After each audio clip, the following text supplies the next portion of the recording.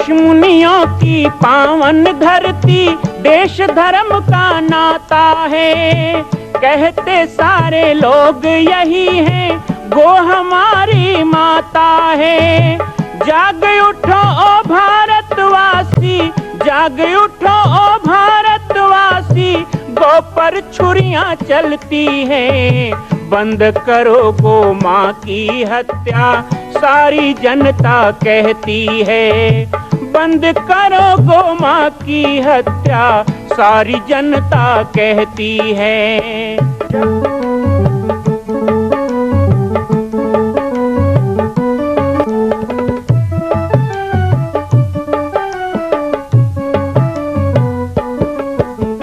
जगह जगह पर बूचड़ खाना, लाखों गौएं कटती हैं।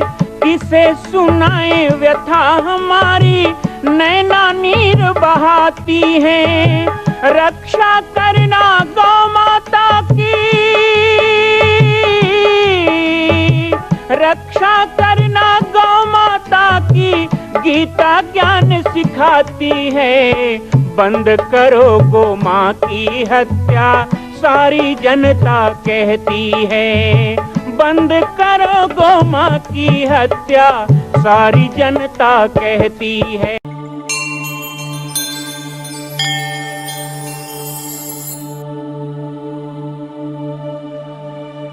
आप अपने घर में अपने माता पिता या भगवान या मंदिर में जैसा करोगे वैसा बच्चे देखते हैं, वैसे ही देखते हैं, वैसे ही सीखते हैं। तो अपनी भाषा, यदि हम भाषा पे संयम नहीं रखेंगे, भाषा को नहीं बचाएंगे, अपने भाषा को यदि समाप्त कर देंगे, तो हमारी संस्कृति का पहला चरण खत्म हो गया। इसलिए जहां तक हो सके अंग्रेजी का उपयोग मत करो, और कम से कम संबोधन में, आपस में मिलने में, प्रणाम में ये हेलो हाय नहीं, इसकी जगह अपनी संस्कृति का पालन। आजकल जन्मदिन के जगह हैप्पी बर्थडे मनाते हैं आप लोग, ये भी गलत है। सुंदर दिया जलाइए, वो भी गौ माता के घी का दिया जलाइए। गोरोचन कुमकुम चंदन और चावल से अपने बच्चे के माथे में तिलक कीजिए, और अपने दोनों हाथ उसके सिर में रखकर और आशीर्वाद दीजिए, उसके उज्जवल भविष्य की कामना कीजिए। ये नहीं कि जैसा वो क्या लिजलिजा सा ले आते हो केक, अब बेटे को चाकू दे देते हैं, काट। वो बेचारा काटना वहीं से सीख जाता है, पहले ही बर्थडे में चाकू धरा दिया, काट। एक बोलते हैं काट, दूसरा बोलते हैं फूंक। भगवान तेरे जीवन में अंधकार करे, यही आशीर्वाद दो। तो अपनी भाषा का संयम बनाए, यदि संस्कृति का रक्षण करना है। आज आश्चर्य की बात है, एक मुसलमान के बालक को यदि नमाज पढ़ना है तो उसे उर्दू आना चाहिए, लेकिन आज हिंदू के बच्चे को संस्कृत नहीं आती, खाक गीता पढ़ेगा। जितनी अंग्रेजी आना जरूरी है, थोड़ी उतनी संस्कृत भी आना जरूरी है। ये आपकी देव भाषा है। बच्चों को गायत्री मंत्र, महामृत्युंजय, त्र्यंबकम यजामहे, ओम भूर्भुवः स्वः सिखाइए। अपने बच्चों को राम जी का मंत्र सिखाइए, कर्पूर गौरम सिखाइए। कितना अच्छी बात। अपने घरों में ऐसे ऐसे गीत बजाइए, ऐसे ही श्लोक बजाइए। सुबह सुबह मोबाइल पे कोई श्लोक चलाइए, श्री रामचंद्र कृपालु भजवन हरण भव भेदारणम, ये बजाइए। घरों में जाके देखो 4 बोतल वोडका, ऐसे तो गाना बजाते हो। मेरे बच्चे संस्कारी बने, बाबा जी आशीर्वाद दो। बाबा जी झोली में संस्कार है जो निकाल के दे देगा। अपना घर बनाओ, अपनी भाषा बनाओ। पहला भाषा, दूसरी वेशभूषा, 3 सूत्र दे रहा हूं। दूसरी वेशभूषा, अपनी वेशभूषा बचाइए। कितना अच्छा लगता है आप अपनी वेशभूषा में, माताएं अपनी वेशभूषा। लेकिन आज हमारी संस्कृति, इसको अंग्रेजी में कल्चर कहते हैं, संस्कृति कितनी बदतर होती जा रही है। बहुत बुरी स्थिति। हम तो यज्ञ जब होता है ना, तो नियम बना देते हैं कि यज्ञ में जो यज्ञशाला है, यज्ञशाला की परिक्रमा धोती पहन के ही करना है। तो कई लोगों ने कहा कोई जरूरी है? मैं कहा नहीं भैया, पहले तो दूल्हा को कम से कम जरूरी होता है धोती पहन के भावर करेगा। होता था कि नहीं होता था? दूल्हा धोती पहन के भावर करता था। आजकल नहीं है, आजकल तो सब पजामा वाले हैं। तो जजमान कहता है महाराज हमारे तो महाराजे जींस पहन के आते। ये बढ़िया बात। अब भाई वयम राष्ट्रीय जागृया पुरोहिता, यदि कोई दो चार या महाराज बैठे हो तो थोड़ा सावधानी से सुनो। पुरोहित हो तो कोई का हित करो, आगे मत लगाओ। आप ही यदि ऐसे रहोगे तो आपके यजमान कैसे रहे? लेकिन वेशभूषा, वेशभूषा में हमारी जो पहचान है उसे बनाओ। आज मस्तक में तिलक नहीं होता, सिर में शिखा नहीं होती। कई लोग आ जाते हैं, हमारा बच्चा पढ़ता तो है पर दिमाग में नहीं बैठता है, सब निकल जाता है। मैं अपने धर्म में शिखा सूत्र तिलक का महत्व है। घर से निकलो, थोड़ा सा तिलक लगा के निकलोगे तो क्या जेल हो जाएगा? चंदन लगा लोगे तो क्या हो जाएगा? डांडगुई है गांव में, वो रावण के यहां था। अभी भी हमारे वैष्णव लोग तिलक लगाते हैं ना, 12 तिलक। तो 2 तिलक इधर, 2 तिलक इधर, 1 तिलक गला में, 1 तिलक सीने में, 1 कमर में, ऐसे लगाते हैं माथे में। तो 1 तिलक इधर लगाते हैं पीछे में। एक ने कहा महाराज एक चेथी धाम चंदन लगाए का मतलब? कहे विभीषण तिलक है। विभीषण रावण के डर के मारे माथे में त्रिपुंड लगाता था, लेकिन विष्णु का प्रिय था इसलिए पीछे में। अब मुझे कई जन के माथा में कई जन के नहीं दिखत भाई चंदन लगे है, हो सकते चिट्ठी धान लगाए हो तो लग बात विभीषण बरोबर। हमारे गांव में रामायण होता था, आज भी होता है। परंपरा बचाए हो कि नहीं पता नहीं, लेकिन नाऊ ठाकुर को गुलाल दे देते थे, जाओ सबके माथा में ठोक के आओ। क्यों? आज भी ब्राह्मण पूजा करवाता है तो तिलक धारणम, मस्तक में पहले तिलक लगाएगा तभी पूजा करवाएगा, क्योंकि जिसके मस्तक में तिलक ना हो उसे पूजा का अधिकार नहीं है। हमारा तो हर कर्म पूजा है, तो हमें हर समय तिलक धारण करना चाहिए।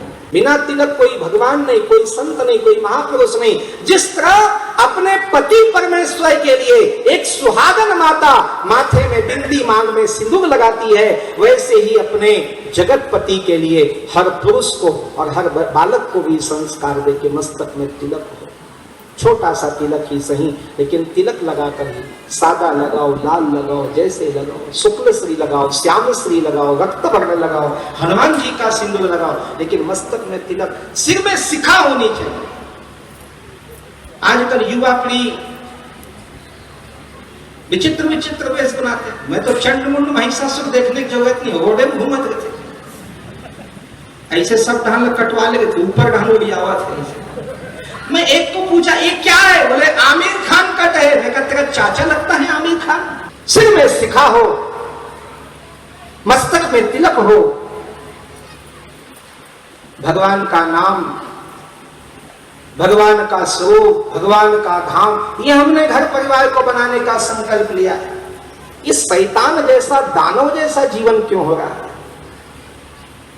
तो अपनी वेशभूषा को बढ़िया बनाए। छोटे छोटे बच्चों को गलत गलत कपड़े पहनाते। अभी छोटा है लेकिन तुम कैसा आदत डाल रहे हो, कैसा उसका नजरिया बना रहे हो, ये तो सोचो। अरे छोटा ही तो बड़ा होगा। मैं माताओं से भी निवेदन करूं, हमारी बहनों से निवेदन करूं, और सभी युवा साथियों से, भाइयों से और सब बुजुर्गों से, अपनी वेशभूषा को ध्यान रखें। हमारी भाषा संयमित होगी, हमारी वेशभूषा सुंदर होगा, सांस्कृतिक होगा। और तीसरा बहुत महत्वपूर्ण बात कहने जा रहा हूं, भाषा और भूषा के पश्चात तीसरा है भोजन, जिसमें हम बिल्कुल पीछे हो रहे हैं। आज गांव गांव के हाट बाजार में मांस मटन की दुकानें लग रही हैं। मांसाहार सरल बात हो गई। कुछ तो ऐसे भी अकल के दुश्मन है, कहते हैं अंडा शाकाहारी है। मतलब अंडा अंडा नहीं है, सेव फल है। तो कल को तुम कहोगे मुर्गी सेव का पेड़ है। मैं माताओं से भी कहूं, 9 दिन नवरात्रि में मांसाहार छोड़ने से कुछ नहीं होगा। 9 दिन नवरात्रि में दिखावा करने से कुछ नहीं होगा। भगवान ने कहा किंकर कंचन कह काम के, वंचक भगति कहा राम के। वंचक भक्ति नहीं करना, दिखावे की भक्ति नहीं करना, शाश्वत हो। यदि नवरात्रि में भी आपने त्याग कर दिया है तो मैं कहूं कि उसे व्रत बना लो कि नवरात्रि जाएगा तो जाएगा, लेकिन हमारे जीवन में जो सद्गुण आया है वो नहीं जाएगा। हम ऐसे ही रहेंगे, पवित्र रहेंगे। ऐसा आज संकल्प लेके जाए। मांसाहार बंद कीजिए, नशा व्यसन बंद कीजिए। शराब ने दिया क्या है? अच्छा, यहां तो कोई पीने वाले बैठे नहीं होंगे तो बोलना बेकार है। नहीं बैठे हो कोनो? एक कुछ है।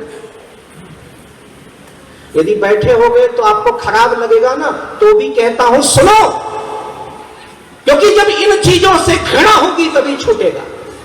घृणा करो उससे। जिसको तुम मुंह से लगा रहे हो वो घृणा का वस्तु है। किसी पार्टी की ओर आशा की नजर से माताओं देख रहे होगे ना, तो वो नहीं करेगा। कोई पार्टी हो, मुझे कोई छाप से मतलब नहीं है, लेकिन नेता बंद करेगा शराब कहोगे तो ये कभी हो नहीं सकता। उल्टा चुनाव मौकाओं ज्यादा बांटते।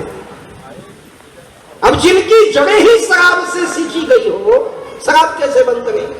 मुझे भरोसा नहीं है, मुझे किसी पार्टी पर भरोसा नहीं है कि वो शराब बंद करेगा, लेकिन भरोसा आपके आत्मविश्वास पे है, भरोसा इस सत्संग से है जिसके बल पे मैंने लाखों लोगों की शराब छुड़वाई है। उस सत्संग पे भरोसा है कि ये शराब को बंद करेगा। जिस शराब के कारण तुम्हारी इज्जत खराब होती है, तुम्हारा पैसा खराब होता है, तुम्हारा जीवन खराब होता है, मां कौन बहन कौन पहचान नहीं है, बेहोश मदहोश जा रहा है शराबी, बिजली खंभा सिर फोड़ लिया, देश सरपंच को गाली, हमारे गांव सरपंच ठीक नहीं है। अरे तुम माथा फोड़े हो बिजली खंभा में, सरपंच का क्या गलती है भाई? किसी ने समझाया तो शराबी चिल्लाने लगा। दिन में तो रोड के बगल में गड़ा देते हैं, रात को बीच रोड में गड़ा देते हैं खंभा को। ऐसी तो बुद्धि भ्रष्ट है। पड़े रहते हैं कहीं कहीं, देखता हूं मैं, बड़े मस्त, कोई मतलब नहीं।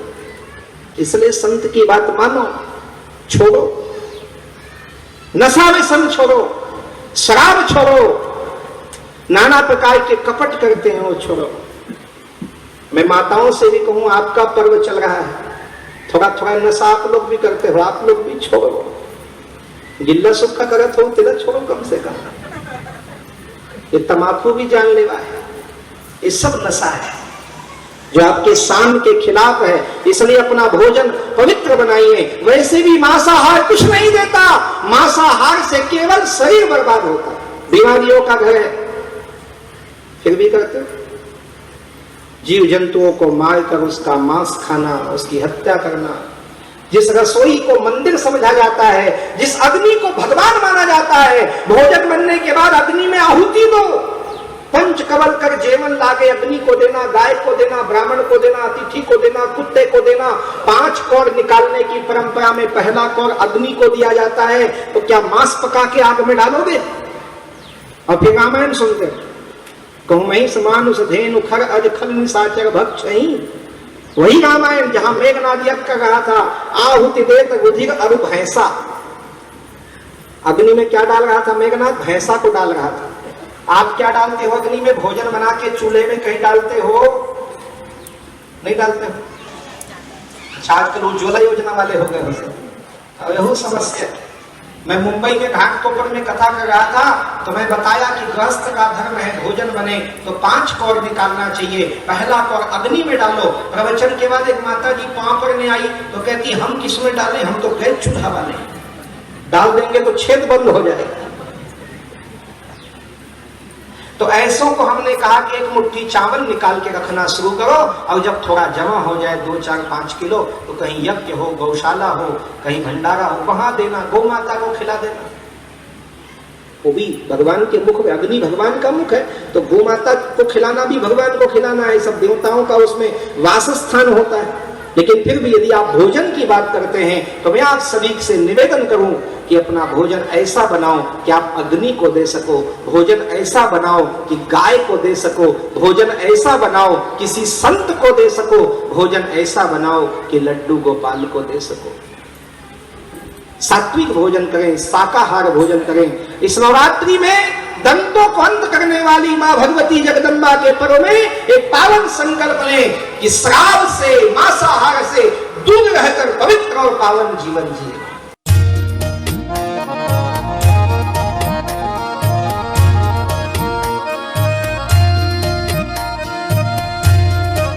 मां कौशल्या की पावन जन्मभूमि छत्तीसगढ़ प्रांत में बालोद जिला में स्थित है श्री सर्वसिद्ध शक्तिपीठ जामड़ी पाटेश्वर धाम।